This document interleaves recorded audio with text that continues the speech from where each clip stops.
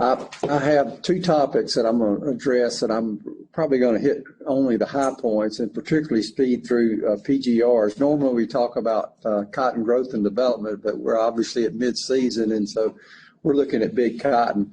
I'm going to make a few comments about PGRs. They've been around an extremely long time, and we have a lot of familiarity, and so we've sort of established how we want to use the products. PICS was the original product, which I think everyone still refers to PGRs as PICS, regardless of whether it's that brand name or not. But 40 years in the marketplace, a lot of use.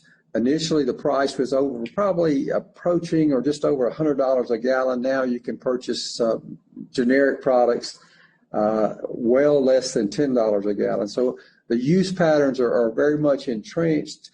But clearly, methylquat chloride has become a very valuable tool in managing modern cotton as we grow cotton today, irrigated or dry land for that matter. In terms of the mode of action, there are a lot of hormones that affect plant growth that control the different aspects of plant growth.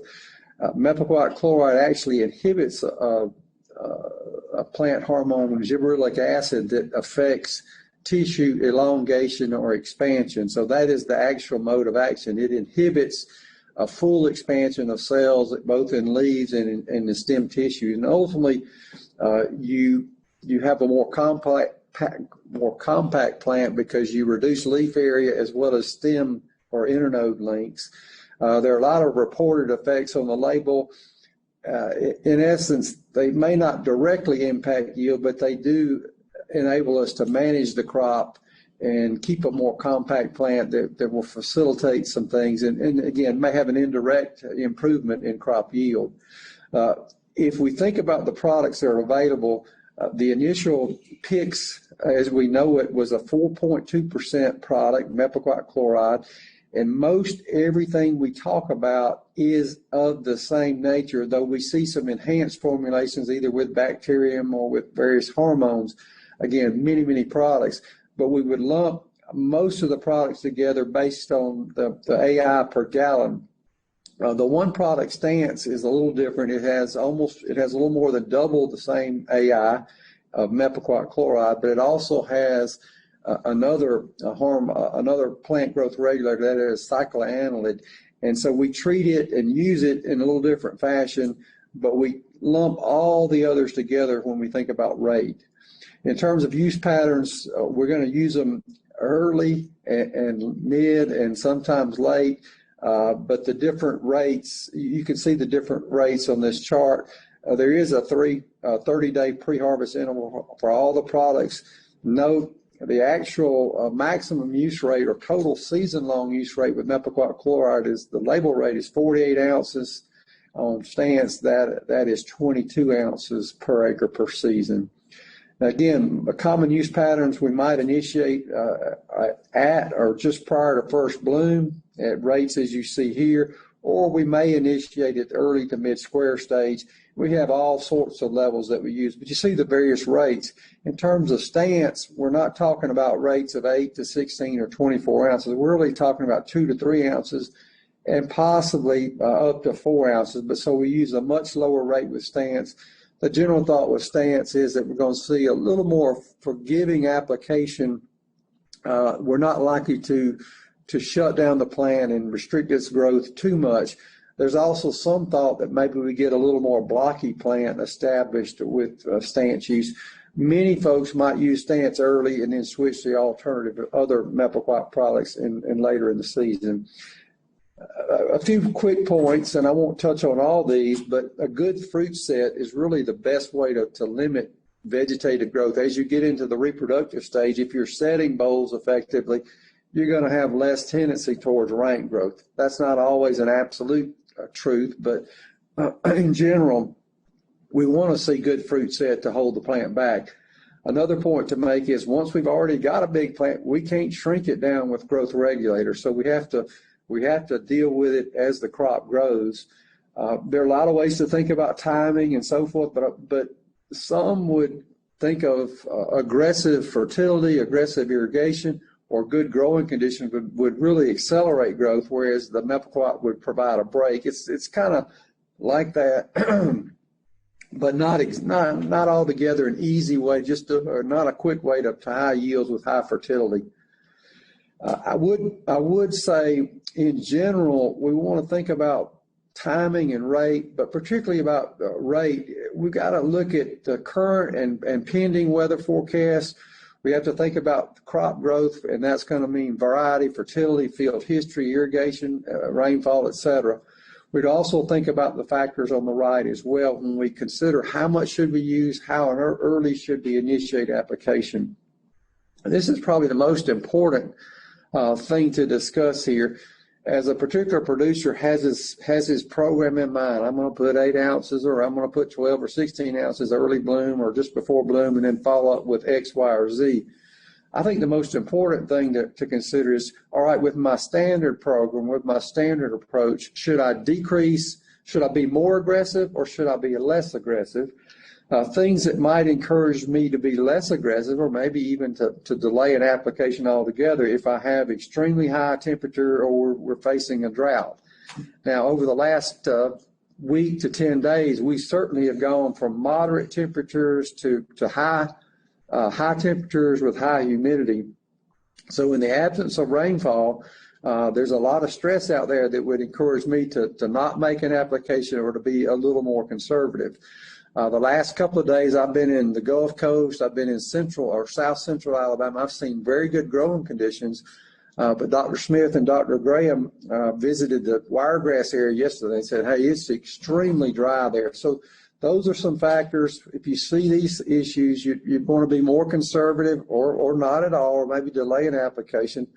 On the other hand, if we have extremely good growing conditions, good rainfall, good soil moisture, or we have good irrigation and we know we have an aggressive variety, we might bump up our application rates and frequency and so forth. So again, this is the thought process as you approach the use in a given season. You've got to make in-season adjustments to do the right thing to affect overall growth. Some of the factors we might think about in terms of initiating timing would be a lot of things that you see here. When we think about, particularly when we get to first bloom, if I'm 5 or 6 nodes above white flower at first bloom, that means I need cotton to grow. So I'm probably not going to make an application. On the other hand, if I'm at 8 or 9 nodes above white flower, certainly an application is warranted, and I might even bump it up if rainfall and soil moisture are quite good. Another way to think about this is to look at a plant, and this is probably an in-season, maybe a secondary and third applications. If we go between the 4th node and the 5th node down, and we look at that internode length, and the reason we're looking at that one is because that's the node at which the most recent full expansion should have occurred. When that distance and that internode distance exceeds maybe 2.5 to 3 inches, and some folks may say three fingers or whatever, we probably need to make an application. When it gets tighter than that, if it's just 2 inches clipping along, maybe I hold off an application another few days. A few quick finishing thoughts. How rain fast is methylquat chloride? Most of the labels say it's going to take 8 hours. If we add a surfactant, we probably improve that to 4 hours. What about tank mixtures? In my mind and experience, methylquat products are extremely friendly with tank mixtures. We rarely see issues there in terms of burn or foliar damage and so forth. So a very benign product as we think about it as a tank mix partner with other products.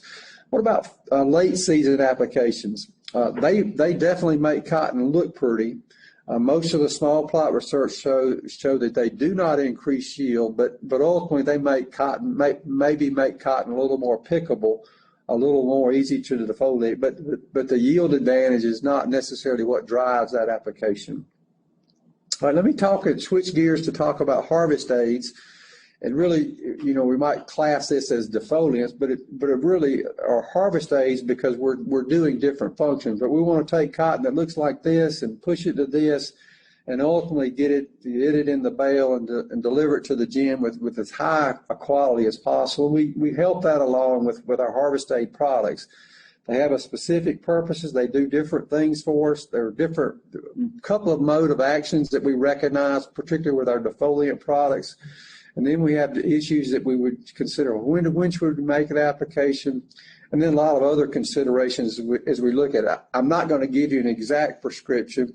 That's always tweaked in season, but we'll talk about some of the factors that might influence and guide our thinking as we make choices.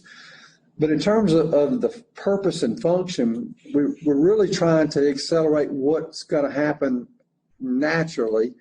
Leaves are going to fall off ultimately, bowls are going to open. But we really want to accelerate that to improve our harvest efficiency, to remove or to diminish or to minimize the amount of foliage or plant material that moves through a picker. A big thing, and particularly as it focuses on bowl opening, we're going to expedite once over harvest. And again, the ultimate goal is to deliver as good a quality product to the gin as possible. I might also add on a more formal basis that to satisfy contracts, most of them have language that suggests the chemical defoliation is a requirement.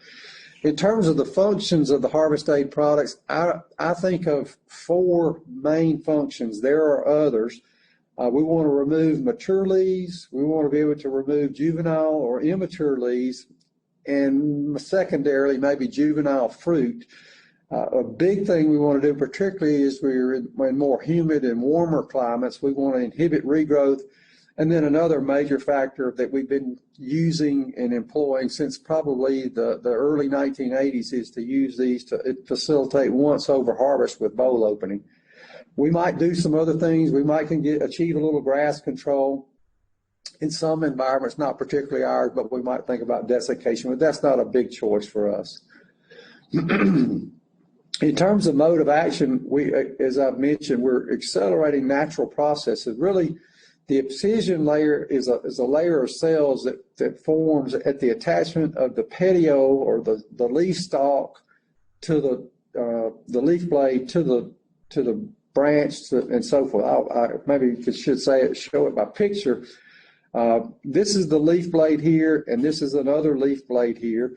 The stalk of the leaf blade is called a petiole, and at this junction is what we're trying to affect here.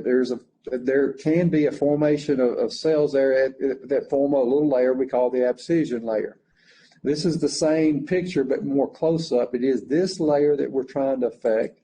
That is where the abscission layer forms, and it's controlled and regulated by plant hormones produced in the leaf blade and moves down this, and that's where we affect it. This is the same site, and the petiole is out of focus, but we've snapped it right at this point, and we achieve that because that by defoliation products we cause the abscission layer to form, and that drops right off. Again, not a great picture on the petiole, but there it is. But the abscission cells are right there, and that's what we're affecting with our products. This is another leaf, again, a little fuzzy, but the petiole has snapped from this point right there. Again, that's what we're trying to achieve. We're trying to expedite that, make that happen faster than it might happen otherwise. Now, this is interesting, just a side point, but the stalk of this is the petiole for that leaf here, but at this point, this is the stalk of the bowl. We don't call that a petiole, we call it the peduncle. But interestingly, when we put on a harvest aid product that affects the abscission layer here, we don't do the same on the bowls, otherwise the bowls would fall off. Once a small bowl is about 10 days old, this connection here is firm enough that it is rare, extremely rare for it to come off. It happens, but it's very unusual. So we're not creating an abscission layer for the bowl, thankfully. We are affecting bowl opening, and that's an important function of what we're trying to achieve with harvest aids. In terms of mode of action, we think of particularly the defoliant products. They have herbicidal effects or they have hormonal effects. The herbicidal products, they injure plant tissues, and that does have an impact on hormonal balance and maybe impacts what we see with the other products, that is ethylene production, which is a ripening agent. But they're more about plant injury. And the common products that we think about would be Folex, and the other DEF is an old product. PPO herbicide or PPO products like AIM, ET. Maybe there's some others. Blizzard and Balance have been in the marketplace that might do the same. And another one that we would consider a herbicidal product would be Diuron. Of the hormonal products, we think of Didazuron. The original initial product was Drop. There are many brand names and generic names there, TDZ even. Excuse me. And then we have Ethifon, which is what we're using primarily as a bowl opener, but it's a very, very good defoliant too. The initial product was Prep. There are many others now. We also would talk about Finish, which contains Ethifon, but another PGR called cycloanilid, which is one of the things one of the actives that we saw in the growth regulator stance. I might also mention that in addition to tank mixtures of the different products, we also have many combination products. For example, we would have Diuron mixed with Thidazuron, and that's going to be the initial brand name was Genstar. And so there are a lot of combination products out there as well, particularly, again, with Finish and cycloanilid would be another. Now, one point to make with the herbicidal products, if we use, particularly when temperatures are too high, if we use elevated rates or too aggressive rates, rather than injure the plant in a minor way to create the abscission layer, we may create such a rapid injury, we may get desiccation or leaf stick, and that creates trash in the picker, trash in the gin. Pin trash would often be common. So that's an adverse thing. If we get too aggressive with our rates, it's not a good thing, particularly with the herbicidal products. Now, when should we make the applications? A lot of ways to make that determination. One of the traditional statements would be at 60% open, or some folks may use 70% open. You can assess that on your pickup truck, riding by at 60 miles an hour. I will say last year I had some fields that I estimated, and then I did the actual counts, and I was a little high with my estimate because I had a number of bowls on vegetative branches that really brought my percentage down. I will throw out at this point, a number of years ago, I was involved in a study which we initiated harvest date application at 10% open, and then did so on a weekly basis. And the results were kind of surprising. It was not that detrimental to go early.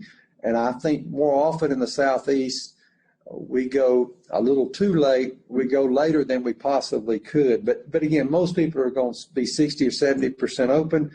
Another common method that I would suggest is the node above crack bowl technique, which if you have a first position bowl that's open, if you count 5 nodes above that, and sometimes it might be 6, those bowls are going to be sufficiently mature that you could make the application without reducing yield or fiber quality. Now, the one I like most, and I would use this in the whole in the big way, in the big scheme, is what is I call a cut and confirm, but others would call it the sharp knife technique. But the goal there is to kind of confirm, is this bowl mature enough to proceed without a problem. And this sort of demonstrates the cut and confirm. If you go to a field and say, well, this is probably the last harvestable bowl that I want, if you try to slice it, if it's extremely difficult to slice, it's probably mature and ready to go. If you can slice it, this layer of cell, this is a cross section of seed, obviously, and it starts out clear, and then it turns to yellow, brown, and then black. The darker it gets, the more mature it is. So this one's too young, but as it turns brown or so, as it gets darker, it's plenty mature to proceed. So let me back up and just say I think that's a valuable way to confirm all the other approaches that we would use. But a grower also has to think about his labor, his harvest capacity, and pending weather. Excuse me. In terms of the products, the pre-harvest interval for most of those is either 5 or 7 days. In most of our situations, bowl opening is probably what is delaying our process of proceeding or moving to harvest. That's what we're waiting on. Leaf drop is going to be very, not complete, but it's going to be advanced probably from day 4 to day 5 or 6 or 7. Bowl opening is really what's going to drive this bust at that time. Now, what about pending weather? The immediate forecast, what happens in the next 3 to 5 or 6 days after an application probably can influence weather negatively, particularly if we see a significant change in a decrease in temperature, or if we get a heavy rain. I think that's going to reduce the performance of the application we make. Now, in terms of rain fastness, and some of this may be related to rain fastness of product, the thiodiazuron products are very slow in plant uptake. They may require 24 hours. We may see 6 hours for some of the other ethylene products. And then the PPO, some of the PPOs and then some of the phosphates, we may say they're rain fast within an hour. We can affect that by additives. For example, Dr. Lee talked about ammonium sulfate. Ammonium sulfate can enhance the uptake of thiodiazuron. And even, I know some have used successfully the phosphates in combination with other products to accelerate uptake. So there's some ways we can help that along, particularly when we're using thiodiazuron. In terms of temperature, consider 60 degrees as a benchmark. As temperatures fall below that, the thiodiazuron products are going to lose some of their effectiveness. But just another quick couple of points about what to do with a coming storm or a coming freeze. Well, sometimes when a storm's coming, you do things you probably wouldn't do otherwise. And I'll just give an extreme example. I remember a couple of years ago when Hurricane Michael was approaching, I had a consultant friend, and he was advising his growers to go get it. And one grower said, well, look, it's not quite ready. Well, if he didn't pick the cotton, it went from maybe 1,500 pound to less than 400 pound cotton. So sometimes with a coming storm, you may do something a little unusual. Maybe more significant and more applicable is to think about a coming freeze.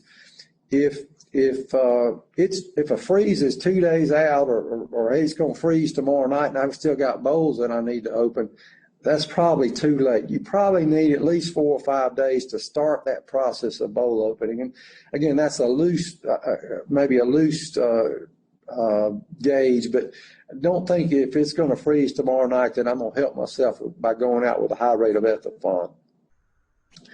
Now, I say buy local in terms of recommendation because it's, as Dr. Smith alluded to earlier, Alabama is extremely diverse.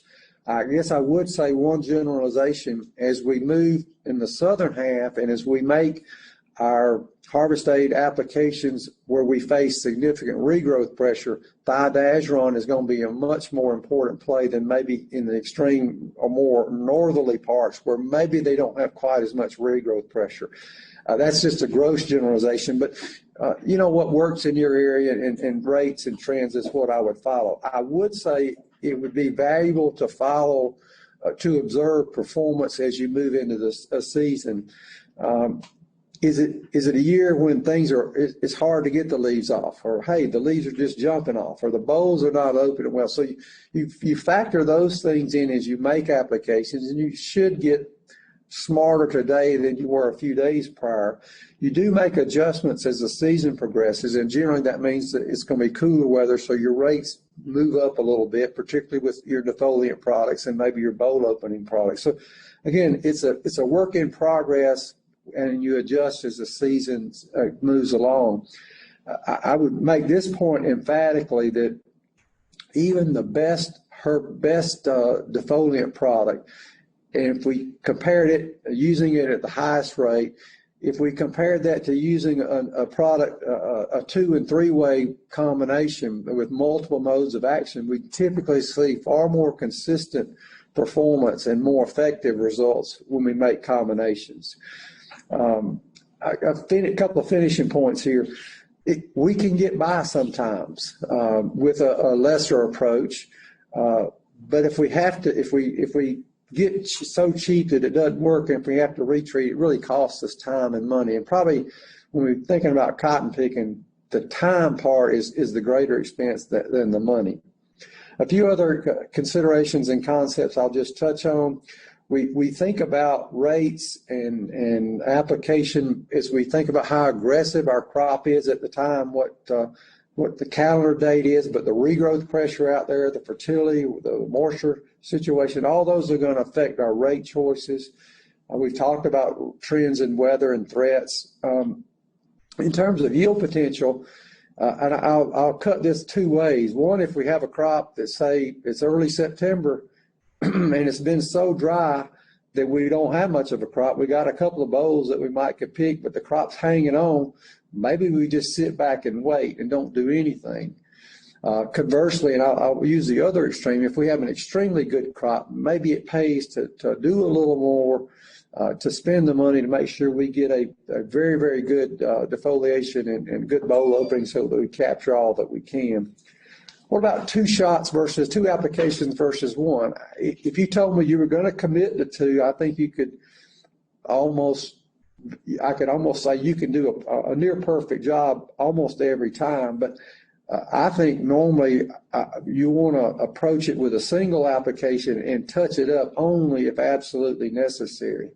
Calendar date would drive some things. If your first or average frost day is, let's say, November 5, and here we are at November 10th or 12th, and we haven't seen a frost, and we still got some bowls that need to be open, maybe I go ahead and proceed rather than gambling and waiting. So calendar date's going to drive some things as well, and maybe make you speed things along. Obviously, each farmer has to think about logistics and what he can get to and not get too far advanced or not be behind. There's nothing worse than having a picker sitting idle because you don't have the cotton ready. So all that's got to be factored in. And then we face the situations where we don't achieve perfection, but perfection is not always essential. But I think you got to work with your giner and see what goes in the module, and then sees what happens at the gin to sometimes make that call. But I've seen situations that aren't perfect that it was okay to proceed. But again, use some caution and common sense and maybe get some help from your giner as you make that call. I'll finish up with the subject about the extraneous matter, and specifically one that is bark. Bark is an extraneous call at the classing office. It's done by the human eyes, not the machines. But it's an external matter or extraneous factor that degrades or suffers significant penalties in the marketplace. In the U.S. crop last year, about 5% of the crop had level 1 bark. There's a level 1, and a level 2. Level 2 is worse. In Alabama, we had just under 27,000 bales that had level 1 bark. That's a little less than 3% of the crop. Bark is a function normally of weathering. As you get to November, you see cold weather, you're going to see the stalk degrade. We can see that happen as a result of plant pathogens, some of our diseases, our nematodes. We can see that create some degradation of plant tissues that are going to lead to increase in bark. And you see that clearly as the harvest season progresses. I might also add, and I'm not a picker expert, but aggressive picker setup, pressure plates, speeds can create a more aggressive approach, and you can see the spindle damage on the stalk, and sometimes that can contribute. And I'll show a couple of pictures, but all this, the reason I would include this in a discussion on harvest aid usage is because the timeliness of harvest aid application and then harvest helps to minimize or reduce this threat. And just a couple of pictures to show. On the right, maybe you can see where a picker has been through here and chewed up the stalk. And you can see a close-up here as these little fragments are shredded. They can get in the gin, or they can get in the cotton, seed cotton sample, and then get to the gin. And again, we see penalties from that in the classing office. So let me stop there, and if you have questions, I'd be happy to address them and provide any information I can to help you.